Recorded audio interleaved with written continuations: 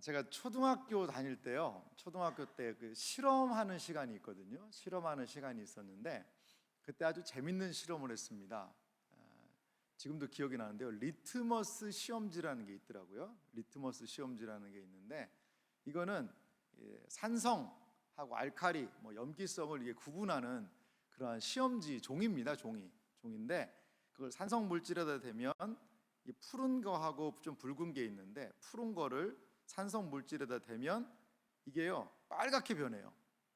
그래서 선생님이 이렇게 암기하라고 그러더라고요. 푸르다 북산. 여기 앞에 이미지를 제가 준비해 봤습니다. 이게 뭔가 모르시는 분이 계실 것 같아서 약간 저기 펄은 보라색 비슷하게도 보이는데요, 파란색을 딱 넣는데 그게 빨갛게 변해요. 그럼 그건 뭐라는 거죠? 이건 산성 물질이다. 그래서 선생님이 푸른 것이 붉게 변하면 산성이다, 푸르다 북산, 막 암기하라고 하도 하셔가지고 이 초등학교 때인데 아직까지 기억이 납니다. 제가 머리가 좋아서 그런 건 아닙니다, 여러분.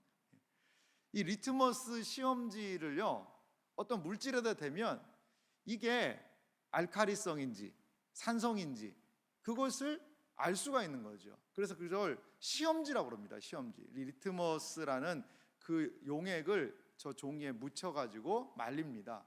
그래서 그 용액 때문에 거기에 물질이 흡수되면서 색깔의 변화가 일어나는 거죠. 왜 이 새벽부터 좀 어려운 얘기를 하고 나는 리트머스가 뭔지도 모르는데 뭐 그런 얘기를 하냐. 저는요 우리의 신앙의 신자의 이 영적인 상태를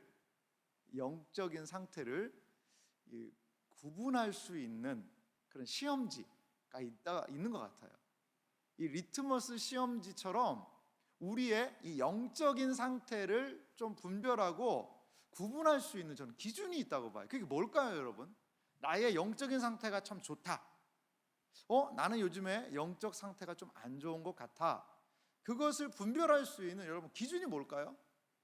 리트머스 시험지처럼 그 기준은 과연 무엇일까요?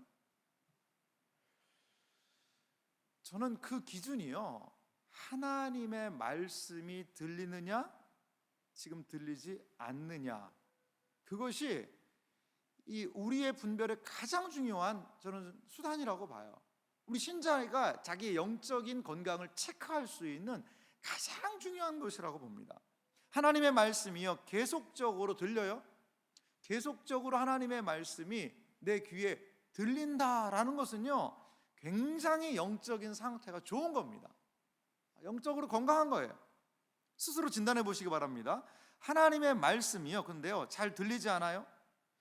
하나님의 말씀이 마음에 들어오지도 않고요, 지나가 버리는 것 같고요, 말씀을 들어도 무엇을 들었는지 모르겠고, 그러면요 지금 상당히 심각한 위기 가운데 놓여 있다는 것을 스스로 진단해야 된다는 거죠. 스스로 하나님의 말씀이 들리는 것, 이거 당연한 거 아닌가? 라고 생각할 수 있지만요 말씀이 안 들리는 사람이 참 많습니다.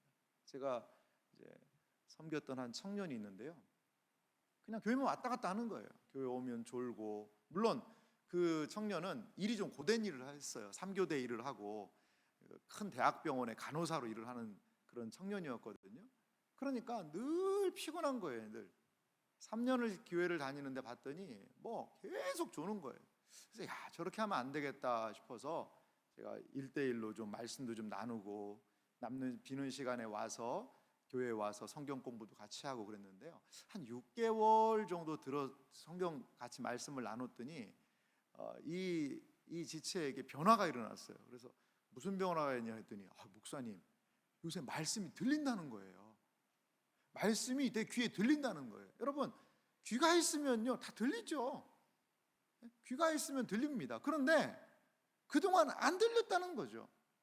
그러면서 이 지체의 안에 변화가 일어나더라고요. 변화가. 그렇습니다. 그럼 말씀이 들리십니까? 말씀을 들어야 합니다. 그리고 말씀이 안 들린다면 말씀을 듣기 위해서 부단히 애써야 합니다. 말씀이 들리면 많은 것들이 부족해도 감당할 수 있다는 거죠. 하지만 하나님의 말씀이 들리지 않고 무엇을 들었는지도 모르겠고 이게 무슨 말하는지 도통 이해가 안 된다면 그걸 가지고 이 스스로를 시험해 봐야 합니다. 스스로를 점검할 수 있어야 합니다. 신자에게 있어서 하나님의 말씀이 들리는 것, 이것은 살아있는 하나님의 백성으로서 가장 중요한 방편이자 모습이라는 겁니다. 하나님의 말씀을 들어요. 하나님의 말씀을 들으니까 알게 돼요. 그 하나님의 들은 말씀에 대하여서, 알게 된 말씀에 대해서 순종으로 나아가요. 이것이 은혜의 가장 중요한 선순환이라는 거죠. 말씀이 들리십니까? 말씀을 깨달으십시오. 말씀을 깨달으셨습니까? 깨달은 말씀을 붙잡고 하나라도 순종해 나가십시오. 그러면 우리의 삶에 변화들이 생기게 된다라는 것입니다. 오늘 성경이 소개하고 있는 한 사람이 있는데요, 그것은 노아입니다. 노아의 모습을 보면 이 사람이요, 다른 것보다도 먼저 말씀을 들었다는 것을 알 수 있습니다. 하나님의 경고, 그 하나님의 쌓인 말씀을 노아가 들었습니다. 노아는 하나님의 경고를 들은 사람이라는 것을 우리가 알 수가 있는데요, 오늘 히브리서 11장 7절 말씀을 좀 다시 한번 좀 보면은요, 이렇게 말씀합니다. 믿음으로 노아는 아직 보이지 않는 일에 경고하심을 받아 경외함으로 방주를 준비하여. 노아는요, 아직 보이지 않는 그 일에 경고하심을 받았대요. 경고하심을. 하나님께서 이 아직 보이지도 않고 일어나지 않은 일이에요. 그런데 하나님의 말씀을 듣고 그 말씀을 자신의 경고로 삼았다라는 겁니다. 하나님께서는요, 앞으로 일어날 일에 대하여서 분명하게 노아에게 말씀하셨습니다. 그리고 노아는 그 하나님의 말씀을 들었습니다. 그런데요, 그 당시에 많은 사람들이 살고 있지만 하나님의 말씀에 관심을 두는 사람이 적었던 시대가 바로 노아가 살았던 시대라는 겁니다. 그 노아 당시의 시대를 좀 우리가 이해할 수 있는 창세기 성경 구절이 있거든요. 창세기 6장 말씀해 보니까 이런 말씀이 있습니다. 여호와께서 사람의 죄악이 세상에 가득함과 그의 마음으로 생각하는 모든 계획이 항상 어떻다는 거죠? 악하다는 거죠. 이게 두 가지입니다. 사람의 죄악이 세상에 가득했다는, 이 노아 시대의 이야기거든요.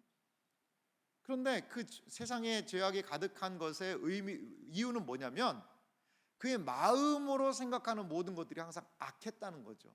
이 마음으로 악한 생각을 품어요. 근데 사람들이 이 마음에 품은 악한 것을 다 드러내진 않거든요. 속으로만 생각하지. 노아 시대는 안 그랬다는 거예요.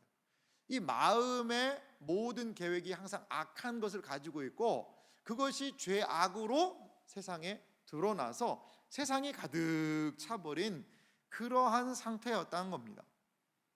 계속해서 6절도 읽어보면요, 땅 위에 사람 지으셨음을 한탄하사 마음에 근심하시고. 하나님이요, 오죽하면 사람 지으셨음을 한탄한다는 거예요. 자녀를 낳아놓고 내가 너를 왜 낳냐라고 부모가 이야기하듯이 하나님께서 한탄하신다는 겁니다. 7절은 말합니다. 이르시되 내가 창조한 사람을 내가 지면에서 쓸어버리되 사람으로부터 가축과 기는 것과 공중의 새까지 그리하리니 이는 내가 그것들을 지었음을 한탄함이니라 하시니라. 하나님이 한탄한 시대, 지었음을 한탄하시는 그러한 시대적인 분위기가 바로 노아가 살던 그때의 모습이었다는 겁니다. 모습이었다는 거예요.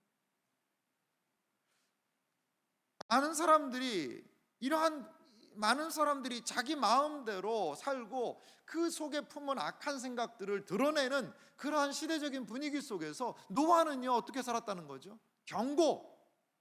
하나님의 경고를 들었다는 겁니다. 모든 사람들이 하나님의 경고 무시하고 있는 그때에도 노아는 하나님의 말씀을 들었습니다. 신자는 어떤 사람일까요? 하나님의 말씀을 듣는 것이 신자입니다. 하나님의 말씀을 우리는 들어야 한다는 거죠. 그런데 그 말씀이 아직이요 노아에게 보이지가 않아요. 이루어지지가 않는 것이었습니다. 구체적이지가 않아요. 아예 희미하지도 않습니다. 노아 시대 때 이 방주를 지으라는 그 하나님의 명령은요 너무나도 이거는요 이해할 수가 없는 명령 아니었을까요? 여러분, 그것은요 불가능한 일이었습니다. 그 시대적인 분위기를 보면요. 하지만 노아는 그 하나님의 경고를 받아 듣습니다. 그 하나님의 경고를 따라갑니다. 그것이 바로 하나님의 백성이라는 겁니다. 이 세상을 따라가는 사람들은 세상의 음성에 귀를 기울입니다. 하지만 하나님을 따라가는 하나님의 백성들은 세상의 소리가 아니라 하나님의 소리에 귀를 기울이며 따라가는 그 사람이 하나님의 백성 아닌가요? 그렇습니다. 노아는 하나님의 음성이 희미하고 아예 하나님의 음성 자체 그 경고를 무시하는 그 시대적인 분위기 속에서도 하나님의 음성을 들었던 사람이라는 것입니다. 사랑하는 성도 여러분, 이 세상에서 아무리 하나님의 음성이 작게 들린다 하더라도 그 작게 들리는 하나님의 음성은 생명을 구원하는 소리인 줄 믿으시기 바랍니다. 우리가 들어야 되는 그 소리가 바로 세상의 소리가 아니라, 돈 버는 소리가 아니라, 성공에 대한 소리가 아니라, 행복에 대한 소리가 아니라 하나님의 음성을 쫓아 나아가는 우리 모두가 되기를 간절히 소망합니다. 노아는 하나님의 경고를 들은 사람이었는데요, 또 노아는 어떤 사람이었냐면요, 그 하나님의 경고를 구체적으로 실행한 사람이었습니다. 그것은 무엇을 통하였을까요? 방주를 준비하여 노아는 구원을 나타낸 사람이었습니다. 노아는 하나님의 음성을 들었어요. 그러면서 또 어떤 행동을 하느냐? 방주를 준비했다는 겁니다. 그래서 하나님의 방주를 통한 구원의 역사를 나타냈다는 겁니다. 다시 한번 히브리서 11장 7절 말씀을 좀 보겠습니다. 믿음으로 노아는 아직 보이지 않는 일의 경고하심을 받아 경외함으로 방주를 준비하여 그 집을 구원하였으니. 자, 보십시오. 경외함으로 방주를 준비하여 그 집을 구원하였으니 라고 오늘 히브리 기자는 노아의 믿음에 대해서 말하고 있습니다. 하나님의 경고는 무엇입니까? 방주를 준비하는 것입니다. 보통 이 노아 방주를요 몇 년간 지었다라고 여러분 들으셨어요? 보통 120년 동안 지었다 이런 얘기를 하지 않습니까? 방주가 몇 년 만에 지었는지는 모릅니다. 사실 정확하게는 성경이 이야기하지 않아요. 그런데 보통 사람들은 방주를 준비한 기간을 한 120년으로 봅니다. 그것에 대한 근거가 뭘까요? 창세기 6장 3절에 보니까 이런 말씀이 있어요. 여호와께서 이르시되 나의 영이 영원히 사람과 함께하지 아니하리니 이는 그들이 육신이 됨이라. 이 부분들을 다 해설하기는 오늘 쉽진 않고요. 쉽게 말하면 하나님의 백성들이 타락했다는 거죠. 그렇게 생각할 수 있습니다. 그러자 하나님께서 하시는 말씀이 뭐냐면 그러나 그들의 날은 120년이 되리라. 어떤 사람은 사람들이 이제 타락했으니까 이제 수명이 단축돼서 120년이 되는 거구나 이렇게 생각할 수 있습니다. 그런데 이 노아 홍수 이후에도 아브라함 같은 경우에 175세를 살고요, 이삭이요 180세를 삽니다. 그러니까 120년이라는 그 시간으로 우리의 나이를 딱 고정하기는 좀 쉽진 않습니다. 쉽진 않아요. 그러면 다시 한번 자막 보여주시면요, 그들의 날은 120년이 되리라. 이 창세기 이 말씀이 뭐냐 이거죠. 많은 성경을 연구하는 분들은요 이것을 뭐라고 그러냐면 하나님의 위에 심판이 선고된 거고 그 심판의 유예 기간이 120년일 것이다 이렇게 봅니다. 하나님께서 이 나의 영이 영원히 사람과 함께하지 않겠다, 이거 심판의 선언이거든요. 그 심판을 선언하시는데 그것을 지금 당장 이루시는 것이 아니라 몇 년간요? 120년간 유예 기간, 다른 말로 은혜의 기간이죠. 은혜의 기간을 두시겠다는 겁니다. 그래서 120년 동안 노아는요 방주를 준비하면서 그 방주를 만들었다는 겁니다.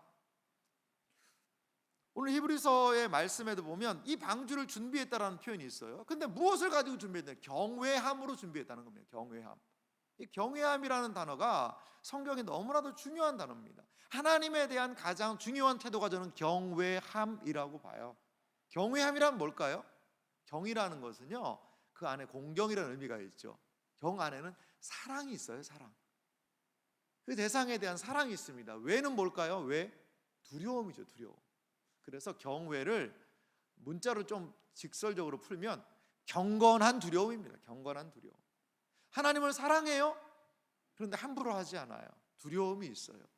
어떤 사람들은요, 하나님을 왜 두려우면 해요. 하나님이 뭐 하면 벌 내리실까 봐 벌벌벌벌 무서워서 순종하는 것, 사랑이 없는 거죠. 하나님에 대한 가장 온전한 우리 인간의 태도는 경외함이라는 겁니다. 노아는요, 하나님의 말씀을 경외함으로 받았고 방주를 건축함으로 경외함을 표현하고 있다는 겁니다. 노아는 이렇게 하나님의 말씀을 순종했습니다. 하지만 당시의 사람들은 그 하나님의 말씀을 듣지 않습니다. 우리는 이 히브리서 11장에 등장한 믿음의 조상들의 모습이 믿음의 한 과정들을 보여주는 것 같다라고 말씀을 드렸어요. 아벨을 보십시오. 제사를 통하여서 예배 드리는 삶에 대해서 이야기를 해요. 에녹을 보십시오. 300년이라는 그 기간 동안에 종말론적인 그 생각을 가지고 하나님의 말씀에 그 하나님이 누구이신지를 기억하며 철저히 하나님과 동행한 삶을 이 아벨이 살았지요. 아니, 에녹이 살았죠. 오늘 노아는 120년이라는 그 기간 동안에 방주를 건축함으로 이 노아의 가장 중요한 단어는 순종입니다.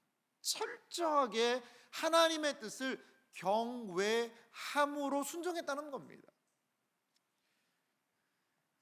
노아 시대의 분위기를 또한 볼 수 있는 것이, 노아 시대의 사람들의 모습이 어땠는가를 볼 수 있는 것이 베드로전서 3장 20절에 등장을 합니다. 이 베드로전서 3장 20절에 보니까 이렇게 이야기합니다. 그들은 전에 노아의 날 방주를 준비할 동안, 노아의 날에 방주를 준비했지 않습니까? 그때 하나님이 오래 참고 기다리실 때, 여러분, 방주가 건축되는 그 기간은 어떠한 때라는 거죠? 하나님의 오래 참고 기다리시는 때라는 겁니다. 120년의 기간을 준 것은 하나님의 오래 참고 기다리심을 나타내는 때라는 겁니다. 그런데 그때에 노아 시대 그 사람들은 복종하지 아니하던 자들이라라고 이야기합니다. 많은 사람들이 노아의 이 행동에 대해서도 의문을 제기했고, 이 노아가 방주를 짓는 그것을 보면서 아마 비웃었을 것 같아요. 비웃었을 것 같습니다. 여러분, 노아가 방주를 준비한다는 것은요, 이중적인 의미가 분명히 있습니다. 이중적인 의미가 어떤 의미가 있을까요? 방주로 말미암아, 뒤에도 이야기하죠. 베드로전서 3장 20절 뒷부분을 보면 방주에서 물로 말미암아 구원 얻은 자가 몇 명뿐이니 겨우 8명이라. 방주는요, 구원을 위해서 만들어 놓은 겁니다. 구원의 방주죠. 방주를 준비한다는 것은요, 그 하나님께서 이들을 구원시키시겠다는 말씀이에요. 근데 다른 한편으로 생각해 봅시다. 방주가 준비되는 기간, 그 방주의 준비가 완성된 기간, 그거는 뭘 얘기하는 걸까요? 그 방주 안에 들어오면 구원이지만 방주 밖에 있으면 그것은 심판이라는 거거든요. 방주는 분명히 이중적인 의미를 가지고 있습니다. 구원이냐 심판이냐. 그 방주에 들어와서 구원을 얻느냐, 아니면 방주 밖에서 심판을 받느냐. 많은 사람들은 노아는 방주를 건축하면서 하나님의 뜻에 순종함을 보여주고 있지만, 그 당시에 많은 사람들은 어떻게 했다는 거죠? 하나님이 방주를 짓는 120년 동안에 기다리시는 그 기간에도 복종하지 않았다. 순종하지 않는 거예요. 순종하지 않는 거예요. 방주는 그 시대의 리트머스 시험지입니다. 방주에 대해서 어떤 태도를 보이느냐가 그 시대에 하나님의 뜻에 순종하는 사람과 순종하지 않는 사람을 분리시켜 놓을 수 있다는 겁니다. 저는요, 십자가가 이런 역할을 하는 것 같아요. 십자가. 그리스도의 십자가가 무엇입니까? 그리스도의 십자가는 하나님의 멸망을 선포하는 것이 십자가입니다. 죄의 삭, 죄 지으면 어떻게 된다는 거죠? 십자가에서 이렇게 죽는다는 겁니다. 죄의 값은 사망이요를 십자가보다도 더 명확하게 보여주는 것이 뭐가 있겠습니까?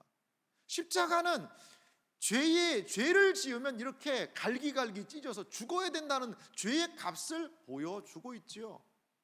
하지만 십자가는 무엇입니까? 십자가에서 심판이 분명히 알려지고 있지만 십자가는 사랑입니다. 하나님께서 그 아들을 제물 삼아서 그 십자가에 죽게 함으로 인하여서 그 십자가 때문에 그 십자가를 믿는 사람에게 그 보혈의 은혜가 죄를 사한다는 하나님의 놀라운 사랑이 그 십자가 안에 있는 것 아니겠습니까? 십자가는 이중적이에요. 이중적이에요. 그 십자가를 붙들고 의지하는 심령은 구원과 은혜를 받지만 그 십자가를 바라보지 않고 배척하는 심령은 멸망받을 수밖에 없는 구원의 리트머스 시험지가 바로 십자가라는 것이죠. 사랑하는 성도 여러분, 우리는 적당한 삶을 참 좋아하는 것 같아요. 하나님의 뜻에 열심히 순종하는 삶, 꼭 그렇게 살아야 되나? 그렇다고 막 세상으로 막 가는 삶, 뭐 이렇게는 내가 신앙 양심상 힘들고, 그러면서 적절하게 그렇게 균형을 유지하며 사는지는 모르겠어요. 하지만 십자가는 분명합니다. 방주는 분명합니다. 방주에 짓는 것에 동참하든지 아니면 방주를 거부하든지, 찰스 스펄전 목사님은 우리에게 명확하게 얘기했어요. 신앙에 중간지대 없다는 거예요. 하나님의 말씀을 사랑하고 하나님도 사랑하고 돈도 사랑하고 그거 안 된다는 겁니다. 두 주인을 섬길 수가 없다는 겁니다. 사랑하는 성도 여러분, 우리는 어디에 있습니까? 방주를 짓는 일에 동참하고 있습니까? 아니면 그것이 꼭 그렇게 해야 되나라는 그 마음의 불편함이 있으십니까? 이 노아 방주는요, 우리가 생각하는 것보다 좀 규모가 컸던 것 같아요. 성경에서 보니까, 성경을 보면 이 노아 방주의 크기를 이렇게 얘기합니다. 300규빗이다라고 얘기해요. 300규빗. 300규빗, 한 규빗은요, 이 팔꿈치에서부터 손가락 끝까지의 길이거든요. 뭐 사람마다 다르겠지만 45에서 뭐 50cm 정도로 봅니다. 이게 한 규빗입니다. 한 규빗인데 300규빗이라는 거죠. 요게 300개 있어야 된다는 겁니다. 그러면 50cm로 보면 얼마죠? 50cm로 보면 150m입니다. 150m. 그러니까 길이가 150m고요. 폭은 얼마나 되느냐? 폭은 방주가 50규빗이라고 얘기해요. 그러니까 한 25m 정도. 높이는 얼마나 되느냐? 30규빗인데 그러면은 뭐 3, 55, 한 15m 정도 되는 그러한 부분입니다. 그래서 이 축구장하고 좀 길이를 비교한 것을 봤는데요. 이 축구장이 뭐 100m에서 한 120m 정도 되는데 그거보다는 이제 방주가 이렇게 길게 나와 있는 그런 부분을 볼 수가 있습니다. 이 어떤 분들은요, 이 방주의 크기가 한 농구 코트 한 20개 정도, 왜 3층으로 되어 있거든요. 농구 코트 한 20개 정도를 붙여놓은 그러한 넓이일 것이다, 이렇게 보시는 분들도 계세요. 아무튼 방주는요, 그 당시에 이렇게 큰 배가 필요할까 할 정도로 매우 컸다라는 것을 우리는 생각해 볼 수가 있습니다. 우리는 이 노아 방주에 대한 의문이 많죠. 아니, 이 지구상에 그 수많은 동물들이 있는데 그걸 다 어떻게 거기다 집어넣느냐. 제가 좀 자료를 찾아봤더니요, 생물학자들은 오늘날 세계에 17,600여 종의 포유류, 조류, 파충류가 있다고 그래요. 포유류, 조류, 파충류 17,600여 종. 이게 엄청난 게 어떻게 거기다 들어갈 수 있을 것이냐라고 하는데, 그런데요, 노아 방주는 그걸 한 쌍씩을 넣는다면 그 정도 3층 안에 구조물 안에 이 정도가 다 들어갈 수가 있다는 거예요. 들어갈 수가 있다는 겁니다. 그러니까 이 방주의 규모는 상당히 그 당시에 생각해도 뭐 지금의 조선술로도 짓기가 만들기 그렇게 쉽지 않은 매우 큰 배라는 거죠. 여러분, 노아는 단순히 자기 가족, 노아도 머리가 있으니까 생각을 했지 않겠습니까? 이 노아가요, 이러한 방주를 지으라는 말씀에 철저하게 순종을 합니다. 창세기 6장 22절에 보니까 노아의 순종을 이렇게 얘기합니다. 노아가 그와 같이 하여 하나님이 자기에게 명하신 대로 다 준행하였더라. 하나님이 명하신 대로 이 방주를 철저하게 짓습니다. 여러분, 순종의 크기만큼 하나님의 역사를 경험할 수 있거든요. 이 노아를 보십시오. 노아의 순종은요, 제가 오늘 이중적이라는 말이 많이 나오는데 노아의 순종도 이중적이에요. 먼저 노아는요, 오랜 기간을 순종을 합니다. 여러분, 120년 동안 순종한다. 12년이 아닙니다. 뭐 한두 달이 아니고요, 120년 동안 순종을 합니다. 여러분, 120년이라는 시간이 얼마나 긴 시간일까요? 노아는 그 120년이라는 시간을 순종의 노동으로 채우는 겁니다. 순종의 노동으로 그 120년을 채웠습니다. 이게 노아의 순종의 모습이에요. 또 하나, 노아는요, 이중적이라고 그랬죠, 순종이. 두 번째는 노아는 하나님의 말씀에요, 온전한 순종을 합니다. 온전한 순종. 이게 어떤 의미냐면, 노아는요, 홍수가 난다는 걸 알았던 것 같아요. 근데 그게 120년이라고 그러면 노아가 준비할 거는 뭐냐? 아니, 우리 식구들, 하나님이 홍수 난다, 뭐 준비해라. 그러면 한 우리 식구들 8식구 정도만 탈 배 하나 만들면 되잖아요. 그 배면 뭐 얼마나 하면 되겠어요? 아니, 우리 8식구 정도, 우리 식구들 1년치 식량 넣고, 아니 이렇게 해가지고 뭐 가축 몇 마리 키우는 거 그 정도 넣으려면 그렇게 큰 방주가 필요할까?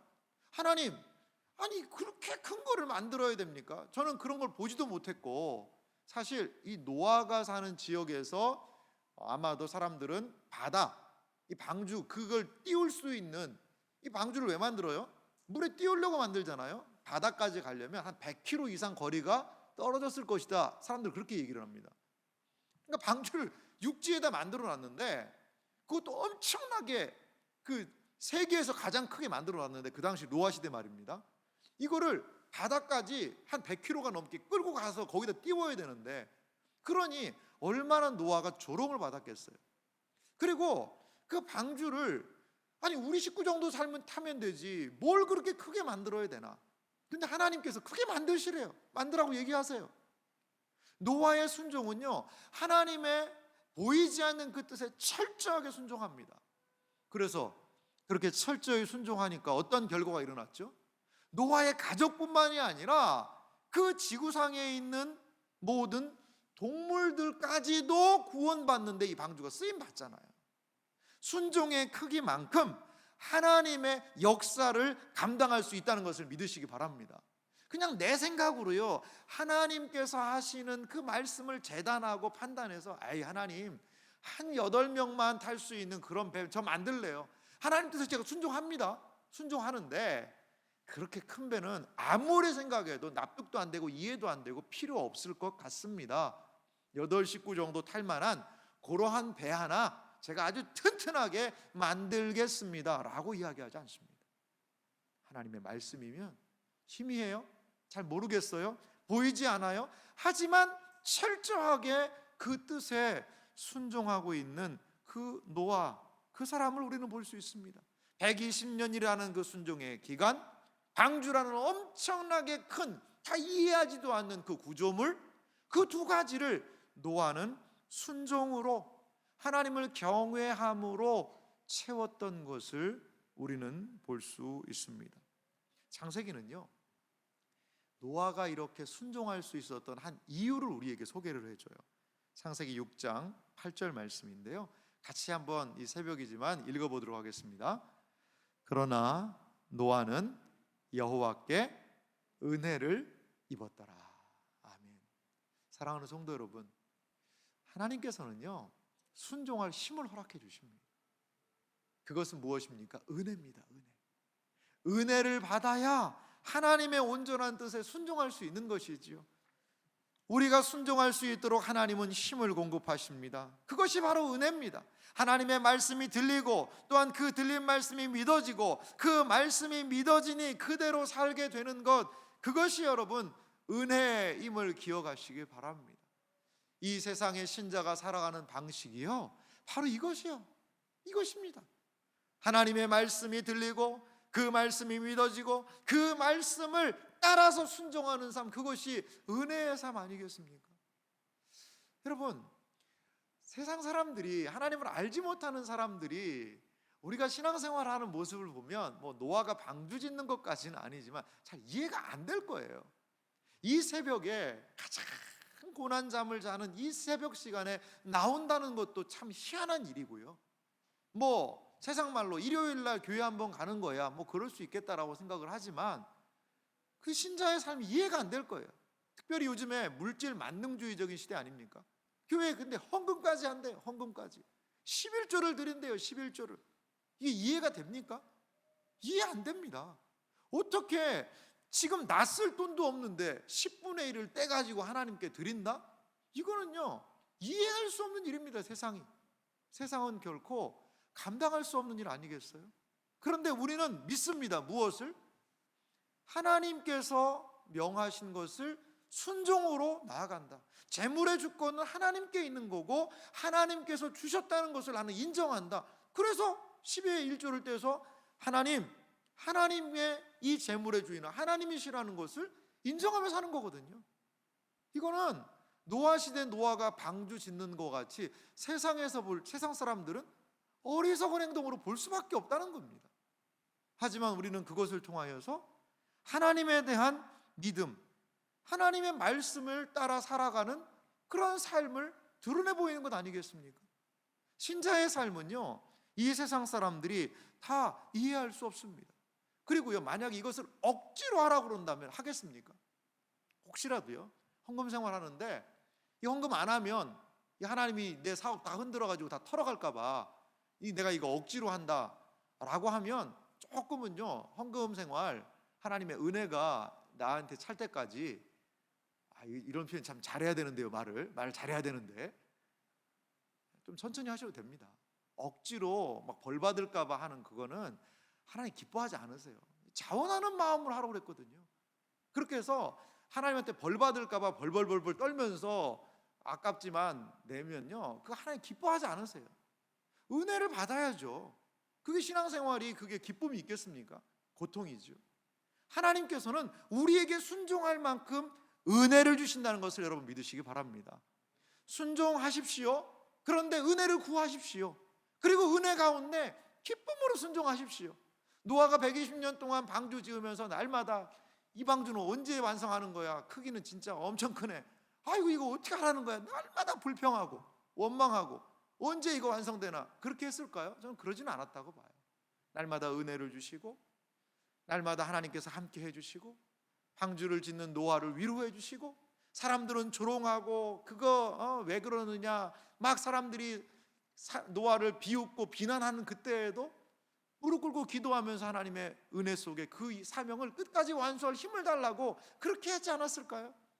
여러분, 즐거운 마음으로 십자가 질 수 있는 것은 하나님이 우리에게 은혜를 주시기 때문이에요. 2022년 우리가 무엇을 구해야 될까요? 은혜를 구하십시오. 하나님의 말씀을 들리고 은혜를 붙잡으십시오.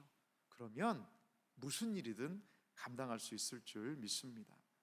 마지막으로요, 이 노아의 이야기에서 가장 저는 중요한 부분이, 또 이해하기가 쉽지 않은 부분이, 노아가 세상을 정죄했다라는 그런 부분이 등장을 합니다. 노아는요, 세상을 정죄하고 의의 상속자가 되었대요. 이 부분이 참 쉽지 않은데요, 다시 한번 히브리서 11장 7절 말씀을 다시 한번 읽어보겠습니다. 들은 말씀을 생각하면서, 그리고 이 부분을 기억하면서 히브리서 11장 7절 말씀 다시 같이 읽어보겠습니다.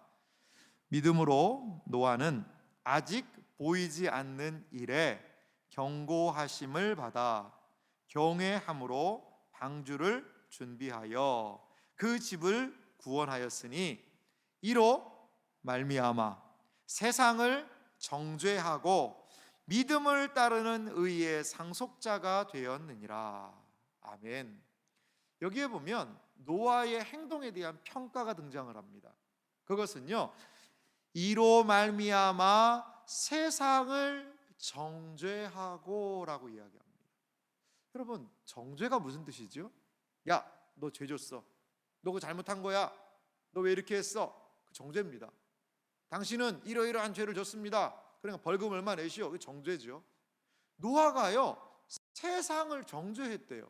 그러면 우리가 노아 할아버지가 다니면서 너 그거 잘못했어, 너 왜 이렇게 살아, 너 이렇게 살면 안 돼, 이렇게 했다는 얘기일까요? 그건 아닌 것 같아요. 노아가 세상을 정죄했다는 그 의미는 무엇일까요? 노아는요 단순히 한 것은 하나님의 뜻에 순종한 것밖에 없어요. 노아는요 노아의 삶은 하나님의 뜻을 따라서 순종한 겁니다. 그런데 하나님의 뜻을 따라 순종한 그 노아의 삶이 세상에 대한 정죄였다는 겁니다. 누가복음 17장 27절 말씀 보니까요, 노아 방주 때의 분위기를 예수님이 이렇게 말씀하세요. 노아가 방주에 들어가던 날까지 사람들이 먹고 마시고 장가들고 시집가더니 홍수가 나서 그들을 다 멸망시켰으며. 노아 시대 사람들은요 하나님의 뜻, 노아의 행동 관심 없습니다. 먹고 마시고 시집가고 장가가고 자기들 마음대로 살아가는 거죠. 그러한 상황 가운데서 노아가 하는 행동은 무엇이었습니까? 방주를 만드는 겁니다. 하나님의 뜻에 순종하는 겁니다. 순종하면서 노아는 세상의 기준이 아니라 하나님의 기준을 따라가는 사람이 어떠한 삶을 살아야 할지를 지금 보여주고 있는 겁니다. 120년 그 기간, 방주가 완성되는 그 기간은 먹고 마시고 즐기고 그렇게 할 때가 아니라 자신의 죄를 회개하고 돌이키고 방주가 올라가는 것을 보며 저 방주가 완성되면 세상의 종말이 온다는 것을 인지하고, 무드셀라가 죽으면 이 세상의 종말이 온다는 것을 인지하고 하나님께 순종함으로 방주에 동참해야 되는 것이 하나님의 뜻이었다는 거죠. 초등학교 때요 어느 날 제가 초등학교 때 다녔는데 갑자기 선생님이 기습적으로 일기 검사를 하겠다는 거예요. 일기 쓴 사람은 일어나고 안 쓴 사람은 그냥 있으라고 그러더라고요. 그래서 선생님이 약간 그때 교과 단원이 뭐 일기에 대한 것을 이제 공부를 할 때쯤 됐던 것 같아요. 근데 뭐 평상시에 뭐 무방비 상태로 일기를 쓰라고 그래야지 쓰지 자발적으로 일기 쓰는 학생들이 얼마나 있었겠어요. 그런데 저희 반에 정수라고 있었습니다. 정수, 안정수라고 있었는데 갑자기 이름이 생각나더라고요. 그 친구는 일기를 잘 쓰는 친구였거든요. 근데 그날 일기 쓴 사람 일어나 보라고 그랬더니 정수가 혼자 일어난 거예요. 정수 혼자. 그래서 일기 안 쓴 사람들은요 다 손들고 벌을 받았습니다. 자, 정수의 삶은 일기를 안 쓴 우리들을 어떻게 한 걸까요? 정죄한 겁니다. 정죄한 겁니다. 정수가 야 너 왜 일기 안 써? 그렇게 하면 안 되지가 얘기 한마디도 안 했어요.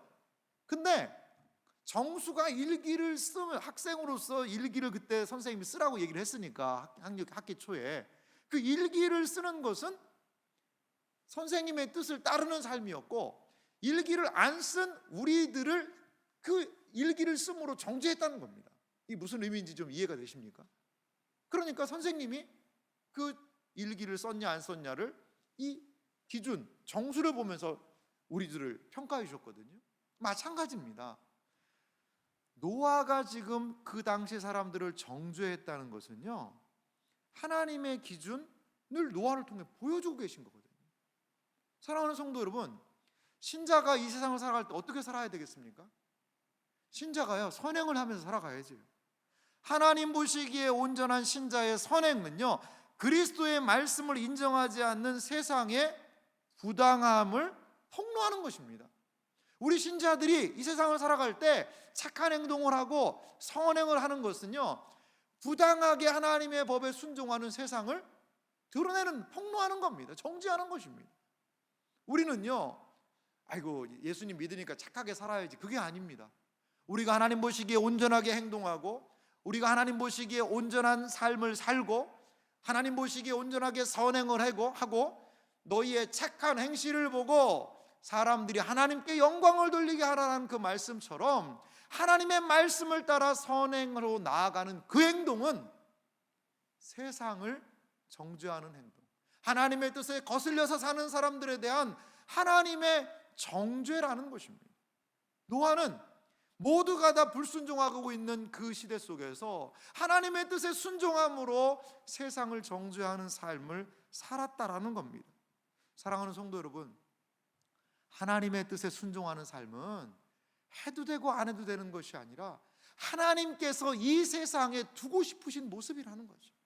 하나님의 뜻에 순종하는 삶은 하나님께서 우리를 이 세상에 두신 목적이고 의미이자 그것을 통하여서 세상의 불의함을 나타내고자 하는 하나님의 뜻이 거기에 포함되어 있다는 것입니다. 사랑하는 성도 여러분, 순종이 무엇입니까? 순종은 하나님의 플랜, 하나님의 계획에 같이 동참하는 것이 순종입니다.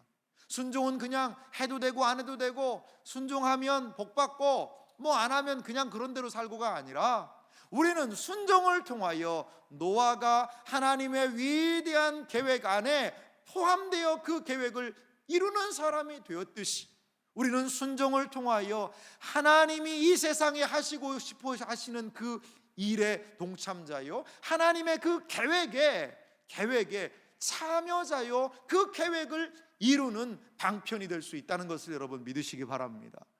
올 한 해가 어떤 해가 되어야 될까요? 하나님의 뜻에 순종하십시오. 그 하나님의 뜻에 순종하는 것은 단순히 나의 기호의 문제가 아니라 하나님의 크신 계획 안에 동참하는 일입니다. 마치 그 긴 기간에 그 시간을 따라서 하나님께 순종했던 그 사람 노아처럼, 그 온전한 기간에, 그리고 하나님이 만드시라는 그 방주의 크기를 기억하면서 철저하게 순종했던 그 노아처럼 하나님께서 원하시는 순종의 길이, 순종의 크기, 순종의 깊이를 완성할 수 있는 우리들이 되기를 간절히 소망합니다. 히브리서 5장 8절과 9절은 예수님의 순종을 우리에게 이렇게 말씀합니다. 그가 아들이시면서도 받으신 고난으로 순종함을 배워서 온전하게 되셨은즉 자기에게 순종하는 모든 자에게 영원한 구원의 근원이 되시고, 예수님의 순종은 자기에게 순종하는 모든 자에게 영원한 구원의 근원이 되셔서 순종의 모델이 되셨다라는 겁니다. 사랑하는 성도 여러분, 이 세상에서 믿음으로 순종하는 하나님의 사람들이 되시기를 간절히 소망합니다. 믿음이 있어야 이 모든 순종이 가능하게 될 줄 믿습니다. 이 세상을 살아가며 믿음으로 순종하고 우리의 모든 날들을 순종으로 수놓고 나아가는 복된 생애와 삶이 되시기를 주님의 이름으로 축원합니다.